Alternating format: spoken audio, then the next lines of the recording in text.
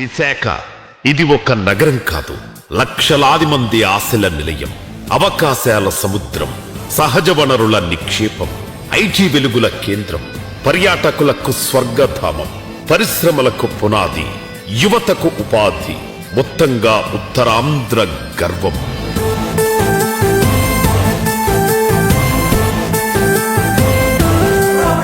అలలు తీరాన్ని తాకినంత కాలం ఆశలు ఈ నగరాన్ని వదలవు. విశాఖ బలంగా ఉంటే ఉత్తరాంధ్ర దృఢంగా ఉంటుంది. విశాఖ ముందుకు నడిస్తే ఆంధ్రప్రదేశ్ వెలుగుతుంది. అది ముందుగా గుర్తించి ఆ దిశగా ఆలోచించి ఉత్తరాంధ్ర అభివృద్ధికి అడుగులు ముందుకు వేసిన నాయకుడు వైఎస్ జగన్మోహన్ రెడ్డి గారు ఒక్కరే.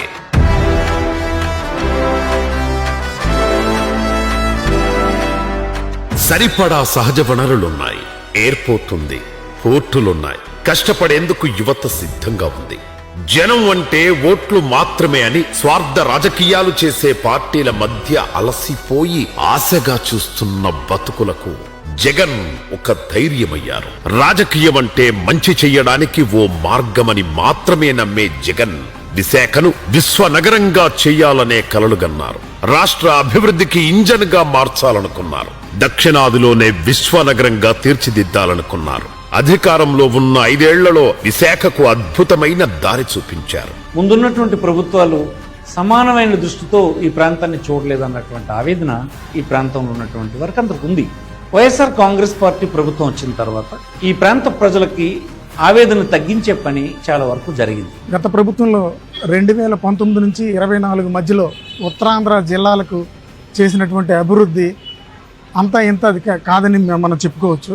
రాజధాని పేరు చెప్పుకొని జనాల ఆశలతో టీడీపీ ఆడుకుంటే అన్ని ప్రాంతాల అభివృద్ధి ధ్యేయంగా, సుస్థిర ప్రగతే లక్ష్యంగా 3 ప్రాంతాలకో నగరం చొప్పున ఉత్తరాంధ్ర నుంచి విశాఖను ఎంపిక చేసుకుని ఒక్కో అడుగు ముందుకు వేస్తూ వచ్చారు జగన్.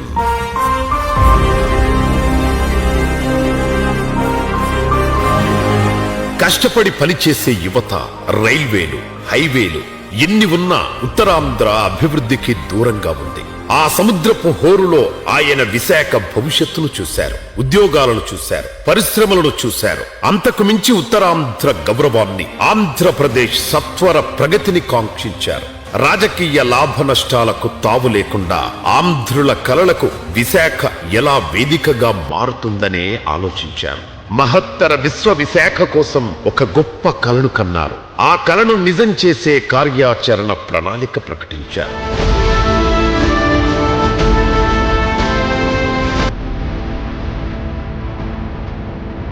ఏపీలో మిగతా నగరాలతో పోలిస్తే విశాఖ అభివృద్ధి చెందుతున్న నగరం మాత్రమే కాదు, అతిపెద్ద నగరం కూడా. ఇక్కడ అన్నీ ఉన్నాయి. ఇంకాస్త మౌలిక సదుపాయాలు కల్పిస్తే సర్వాంగ సుందరమవుతుంది. అభివృద్ధికి సహజ కేంద్రంగా, ప్రగతికి ఇంజన్ గా పనిచేస్తుంది. జగన్ ఆలోచన, తన పరిపాలనలో ఆచరణ అంతా ఇదే. 800 ఎకరాలలో నిర్మిస్తున్నటువంటి మూలపాటు పోర్టు గనక ఆల్మోస్ట్ గత ప్రభుత్వంలోని 80% కంప్లీట్ అయ్యేటటువంటి పరిస్థితులు మనం చూసాం. తద్వారా దాదాపు 50,000 మంది యువతకు ఉపాధి అవకాశాలు కలిగేటటువంటి పరిస్థితులు ఉన్నాయని చెప్పుకోవడంలో ఎటువంటి అతిశయోక్తి లేదు. కనీసం భూసేకరణ, కోర్టు కేసులు కూడా పరిష్కరించలేని చంద్రబాబు భోగాపురం ఎయిర్పోర్టు నిర్మాణ ఘనత తన ఘనత అని చెప్పుకోవడం సిగ్గుచేటు. భోగాపురం ఎయిర్పోర్టు పేరుతో 15,000 ఎకరాలు భూదోపిడికి ప్లాన్ చేసిన చంద్రబాబు ప్రజా ఉద్యమంతో తోకముడిచారు. వైఎస్ జగన్ గారు అధికారంలోకి రాగానే భోగాపురం ఎయిర్పోర్ట్, ఏరోసిటీ నిర్మాణం కోసం కేవలం 2,703 ఎకరాలు సేకరించి విమానాశ్రయ నిర్మాణానికి శంకుస్థాపన చేశారు. ఎయిర్పోర్టుకు ఎంత అవసరమో అంతే ఇచ్చి అందులో 500 ఎకరాల ప్రాంతాన్ని సిటీ గేట్వే ప్రాజెక్టుల కోసం కేటాయించారు. ప్రజా ప్రయోజనాలే లక్ష్యంగా ఆలోచించారు. అందుకోసం కోర్టుల్లో ఉన్న 130 కేసులు పరిష్కరించారు. భోగాపురం ఎయిర్పోర్ట్ వల్ల ఇక్కడ కొంతమంది యువకులకు ఉద్యోగ అవకాశాలు వస్తాయని ఎంతో ఆలోచన చేసి ఈ ఎయిర్పోర్ట్ నిర్మించడం జరిగినది. 960 కోట్లతో భూసేకరణ జరిపారు. అంతేకాకుండా విశాఖపట్నం నుంచి భోగాపురం వరకు 77 మీటర్ల వెడల్పుతో కనెక్టివిటీ రోడ్డుపై ప్రణాళిక సిద్ధం చేసి అప్పటి ఆ శాఖ కేంద్ర మంత్రి నితిన్ గడ్కరీని కూడా ఒప్పించారు. The important demand from the Chief Minister is with me, that is the making of 6-lane Vizag Port Highway and NH16 near Bhogapuram. The length is 55 km. Cost is 6,300 crore. ఇలా 2023 మే 3న భోగాపురం ఎయిర్పోర్టు పనులు ప్రారంభం కాగా 3 ఏళ్లలో అందుబాటులోకి తీసుకురావాలన్న లక్ష్యంతో పనిచేసింది జగన్ ప్రభుత్వం. ఈ భోగాపురంలో ఎయిర్పోర్ట్ ఈరోజు శంకుస్థాపన జరిగి యుద్ధ ప్రాతిపదికన వాయువేగంతో జరిగిందంటే అది జగన్మోహన్ రెడ్డి గారి తాలూకా చలవే అని చెప్పుకోవడంలో ఎటువంటి అతిశయోక్తి లేదు.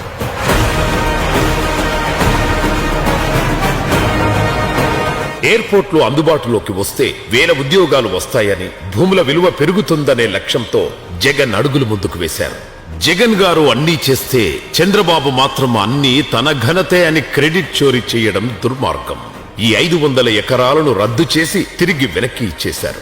మరి అన్ని అంగులతోటి అన్ని అనుమతులతో భోగాపురం ఎయిర్పోర్ట్ వారు నిర్మిస్తే మరి ఈరోజు 30% వారు చేసి మేమే ఈ ఎయిర్పోర్ట్ని కట్టాం, మేమే ఎయిర్పోర్ట్ని సాధించామని శంకలు గుద్దుకుంటున్నారు కూటమి నాయకులు. వైజాగ్ పోర్టుకు దగ్గరలో గంగవరం పోర్టు ఉంది. ఈ 2 నౌకాశ్రయాల్లో విపరీతమైన రద్దీ ఉంటుంది. రద్దీని తగ్గించడంతో పాటు ఉత్తరాంధ్రను ఎగుమతులు దిగుమతులకు వాణిజ్యానికి కేంద్రంగా మార్చడానికి వెనుకబడ్డ శ్రీకాకుళం జిల్లాలో 4,361 కోట్ల ప్రాజెక్టు వ్యయంతో మూలపేట పోర్టుకు శ్రీకారం చుట్టింది జగన్ ప్రభుత్వం. వైజాగ్ను క్లీన్ గా ఉంచడంతో పాటు ఉత్తరాంధ్ర వలసలను తగ్గించడమే లక్ష్యంగా ఈ పోర్టు నిర్మాణం జరిగింది. ఉత్తరాంధ్ర ప్రాంతంలో ఉన్న విశాఖపట్నం పోర్టు గాని గంగవరం పోర్టు మీద ఒత్తిడి తగ్గించి ఈ ప్రాంతంలో ఉన్న ఎగుమతులు దిగుమతులు ఎక్కువగా ఈ ఉత్తరాంధ్ర ప్రాంతం నుంచి చేసి ఈ ప్రాంతానికి ఉపాధి అవకాశాలు కల్పించాలని ఒక పెద్ద ఎత్తున మన మూలపేట పోర్టును చేపట్టారు. మూలపేట పోర్టు చుట్టూ 7,000 ఎకరాల్లో ఇండస్ట్రియల్ క్లస్టర్ ఏర్పాటు చేశారు. ఇందులో ఎక్సాన్ మొబైల్ 90,000 కోట్లు, కళ్యాణి స్టీల్స్ 30,000 కోట్ల పెట్టుబడులకు సిద్ధం కాగా హల్దియా పెట్రోకెమికల్ సంస్థ HDPE తయారీ యూనిట్ల ఏర్పాటుకు ముందుకు వచ్చింది. అనకాపల్లి జిల్లా నక్కపల్లిలో ఉన్న 2,200 ఎకరాల APIIC భూమిని అర్సెలార్ మిట్టల్ స్టీల్ ప్లాంట్ కు కేటాయించడానికి సూత్రప్రాయ ఆమోదం లభించింది కూడా జగన్ గారి హయాంలోనే. వేల మంది కార్మికులకు ప్రత్యక్షంగా పరోక్షంగా ఉపాధి లభిస్తోంది. రోజు విశాఖపట్నంలో జరుగుతున్న అభివృద్ధి కార్యక్రమాల ద్వారా యావత్ ఉత్తరాంధ్ర ప్రాంతానికే కాకుండా యావత్ ఆంధ్రప్రదేశ్ రాష్ట్రానికి కూడా ఉత్తరాంధ్ర ప్రాంతం ఒక గ్రోత్ ఇంజిన్ గా ఆర్థిక పరిపుష్టి తీసుకొచ్చే శక్తి సామర్థ్యాలతో ఈరోజు విశాఖపట్నం ముందుకు తీసుకెళ్తుందంటే దానికి కారణం ఆ రోజు వైఎస్ జగన్మోహన్ రెడ్డి గారు తీసుకొచ్చిన పెట్టుబడులు.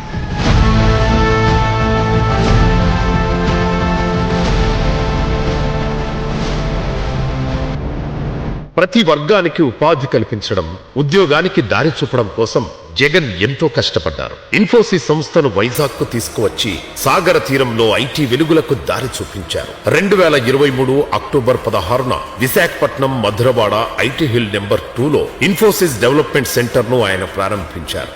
35 కోట్ల వ్యయంతో 83,750 చదరపు అడుగుల్లో దీన్ని ఏర్పాటు చేశారు. 1000 మందికి పైగా ఉద్యోగులకు ఇక్కడ ఉపాధి లభిస్తోంది. ఇంకా విశాఖలో డేటా సెంటర్ వచ్చిందే జగన్ హయాంలో. ఇన్ఫోసిస్ సెంటర్ ను ప్రారంభించిన రోజు అదానీ డేటా సెంటర్ గురించి జగన్ ప్రస్తావించారు. అయితే ఇది గూగుల్ డేటా సెంటర్ అని జనాలను కన్ఫ్యూజ్ చేస్తూ జగన్ ప్రయత్నాలకు తాము క్రెడిట్ తీసుకునే ప్రయత్నం చేసింది కూటమి సర్కార్. అది గూగుల్ది కాదు, అదానీదే అని చివరికి చంద్రబాబు క్యాబినెట్ ప్రకటించింది. అప్పట్లో వైఎస్ఆర్సీపీ ప్రభుత్వం, సింగపూర్ ప్రభుత్వం వీళ్ళందరూ ఇన్వాల్వ్ అయి ఉంటేనే గూగుల్ వీళ్ళందరూ ఇన్వాల్వ్ అయి ఉంటేనే ఈ రోజు ఇది జరుగుతా ఉంది. ఇప్పుడు అంతా అయిపోయిన తర్వాత ఈయన సుందర ముఖార విందాన్ని చూసి గూగుల్ వచ్చేసినట్టుగా ఆయన బిల్డప్ ఇచ్చేసేయడము. జగన్ హయాంలోనే విశాఖలో ఇనార్బిట్ మాల్ నిర్మాణానికి ముందుకు వచ్చింది రహేజా గ్రో. 10 లక్షల చదరపు స్క్వేర్ ఫీట్ విస్తీర్ణంలో నిర్మిస్తోన్న మాల్ త్వరలో అందుబాటులోకి రాబోతోంది. వేల మందికి దీంతో ఉపాధి అవకాశాలు లభించబోతున్నాయి. పర్యాటక కేంద్రం, సిటీ ఆఫ్ డెస్టినీ మాత్రమే కాదు, విశాఖను ఆధ్యాత్మిక నగరిగా మార్చేందుకు జగన్ హయాంలో టీటీడీ ఆధ్వర్యంలో రిషికొండపై వెంకటేశ్వర స్వామి ఆలయం నిర్మించారు. బీచ్ రోడ్డుకు ఎదురుగా కొండపై భాగంలో 10 ఎకరాల్లో 28 కోట్ల ఖర్చుతో వైకాసన ఆగమ నియమాలతో ఈ గుడి నిర్మించారు. సాక్షాత్తు కలియుగ దైవమైనటువంటి శ్రీ వెంకటేశ్వర స్వామి వారిని ఇక్కడ ప్రతిష్ఠించడం నిజంగా ఈ యొక్క విశాఖపట్నం కాదు, ఆంధ్ర రాష్ట్ర ప్రజానీకం చేసుకున్న అదృష్టం అని చెప్పి ఈ సందర్భంగా తెలియజేస్తా ఉన్నాను.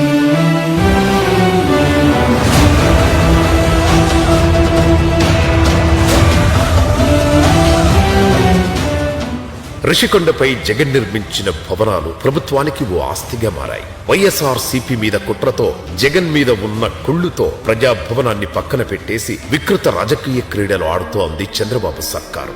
విజయనగరంలో medical college, Paderu medical college, Parvathipuram, Narsipatnam medical కాలేజీలు, ఉద్దానంలో కిడ్నీ రీసెర్చ్ సెంటర్, హీరమండలం నుంచి సర్పేజ్ వాటర్ తీసుకొచ్చి డయాలసిస్ రోగులకు శాశ్వత పరిష్కారం చూపించిన నాయకుడు వైఎస్ జగన్ గారే. ఉద్దానం ప్రాజెక్ట్ దగ్గర నుండి airport, seaports, harbours, fishing harbours, ఇటు విజయవాడ రీటైనింగ్ వాల్ వరకు మల్టీ డైమెన్షనల్ విజన్ తో పీపుల్ సెంట్రిక్ గవర్నెన్స్ అందించిన ఏకైక ముఖ్యమంత్రి జగన్మోహన్ రెడ్డి గారని గర్వంగా చెప్తున్నారు. ఆ ఉద్దాన ప్రాంతంలో ఎప్పటి నుంచో పరిష్కారం కాని సమస్యగా ఉన్న కిడ్నీ సమస్యకు శాశ్వత పరిష్కారం చూపిస్తూ 700 కోట్లతో రక్షిత మంచినీటి పథకాన్ని ప్రారంభించారు.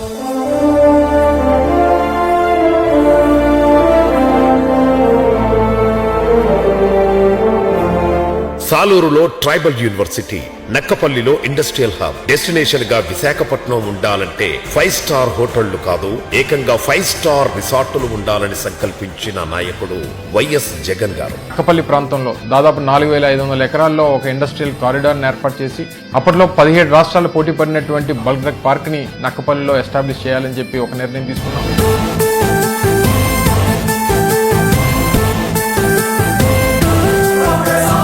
విశాఖలో చంద్రబాబు నాయుడు తన వాళ్లకు ప్రభుత్వం భూములు దోచిపెట్టడానికి 99 పైసలకే ఎకరాల భూములు దోచిపెడుతున్నారు. గీతం యూనివర్సిటీకి 1000 కోట్ల భూములు దోచిపెట్టేందుకు చంద్రబాబు సిద్ధమయ్యాడు. లూలు మాల్ కైతే ఎలాంటి బిడ్ లేకుండా విశాఖ నడుబొడ్డున 1000 కోట్ల విలువ చేసే 13.74 ఎకరాలను అత్యంత కారు చౌకగా 99 ఏళ్లకు చంద్రబాబు కట్టబెట్టారు. విశాఖపట్నంలో ఎక్కడున్నాయి, ఏ ప్రాంతంలో భూములు ఉన్నాయి, ఏది రూపాయికి ఇచ్చేద్దాము, దాని నుంచి ఏ విధంగా బ్యాక్ డోర్ లో దోచుకు తిందాము, ఇక్కడ రూపాయికి 100 రూపాయలకి 1,00,000 రూపాయలకి ఏ రకంగా మీరు ఇస్తున్నారు కోట్లాది రూపాయల తాలూకు భూముల్ని.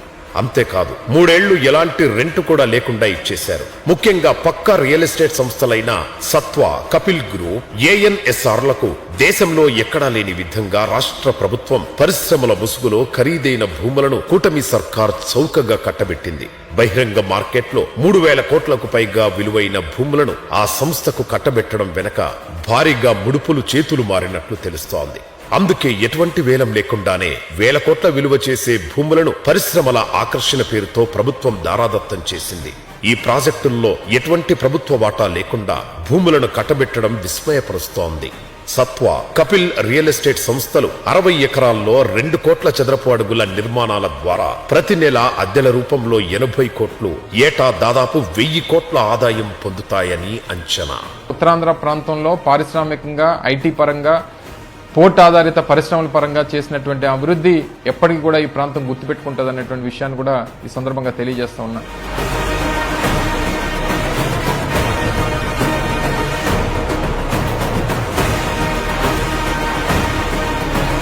అదే వైఎస్ జగన్ గారు అదే విశాఖలో ఇనార్బిట్ మాల్కు ఓపెన్ బిడ్డింగ్ లో 17 ఎకరాల భూమి 30 ఏళ్ల పాటు లీజుకిచ్చారు. దీని ద్వారా ప్రత్యక్షంగా పరోక్షంగా దాదాపు 8,000 మందికి ఉపాధి దొరుకుతుంది. కానీ చంద్రబాబు మాత్రం భూములైతే ఎక్కువ మొత్తంలోనే కట్టబెట్టారు, కానీ ఉద్యోగాల విషయంలో ఊసే ఎత్తలేదు.